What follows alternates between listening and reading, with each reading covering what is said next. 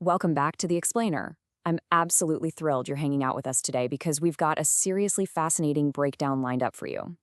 Today, we're taking a deep dive into a brilliantly crafted story from the popular YouTube channel Cooney Monday. But, this isn't just your standard campfire tale.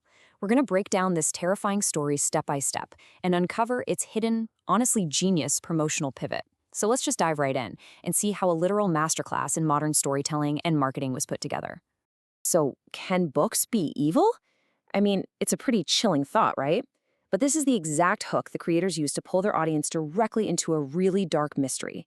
It totally bypasses any slow, boring introduction and just drops you right into the realm of the supernatural. It sets the thematic tone immediately. We aren't dealing with a typical bad guy here. The villain is an object, something that's supposed to hold knowledge, but instead holds something deeply sinister. We start off with a classic fish-out-of-water horror setup.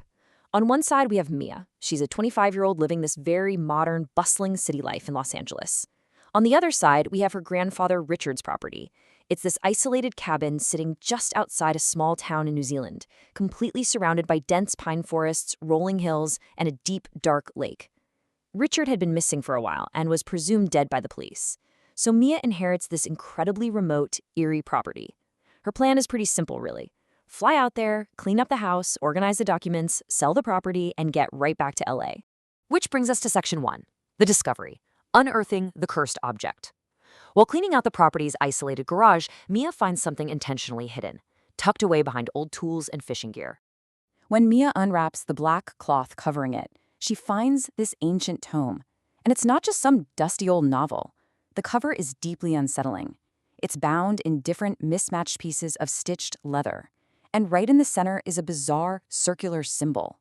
If you look closely, the symbol is actually made of tangled tree roots, and those roots frame a terrifying demonic face. Just the sheer physical description of this object screams danger and builds this incredibly creepy lore right from the jump. Now, what actually happens when she opens it?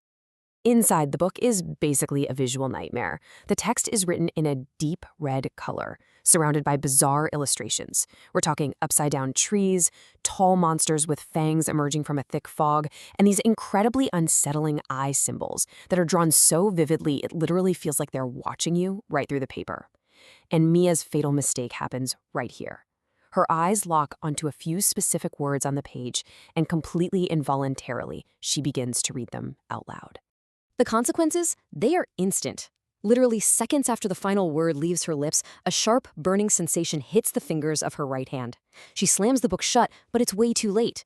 Within minutes, the environment reacts. The sky outside turns pitch black, fierce winds bend the pine trees all in one direction, and a massive flock of black crows begins circling the farmhouse. And then, hours later, the physical toll sets in. A thin black line emerges between her fingers. But it doesn't look like a burn.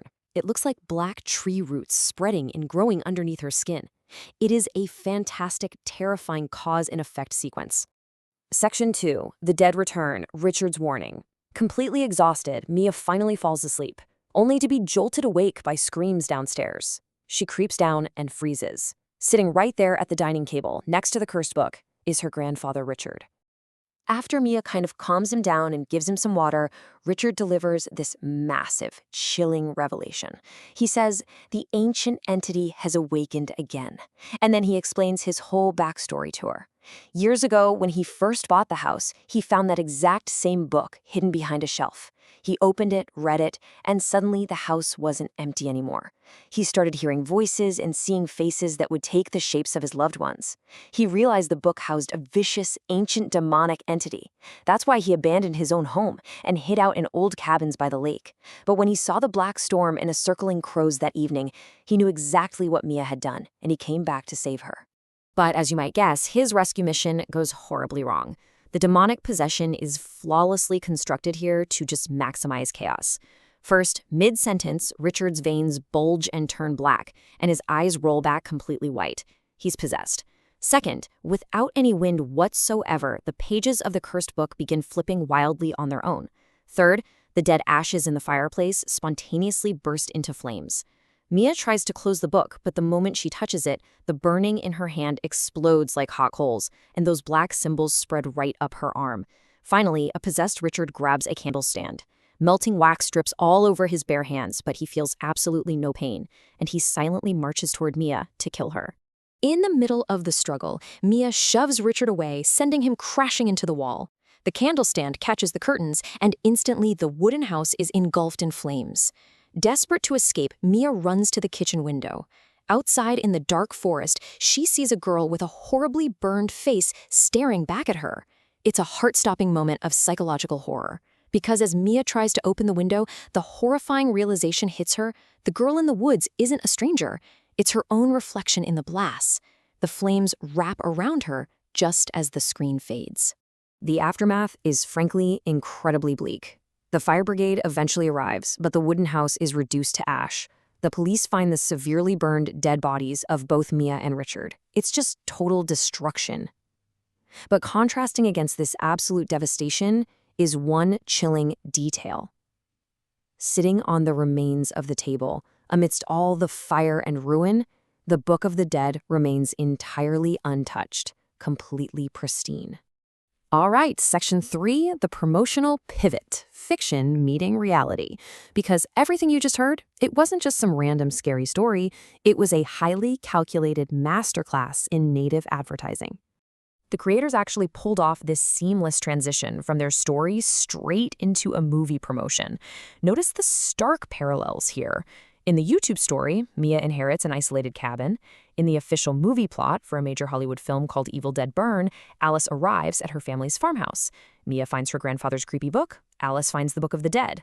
Mia accidentally reads it aloud. Alice's reading awakens an ancient demonic entity. And both stories end with supernatural possession turning the home into a living hell. The YouTube creators built a bespoke, standalone horror story that acted as a direct mirror image of the movie they were paid to promote.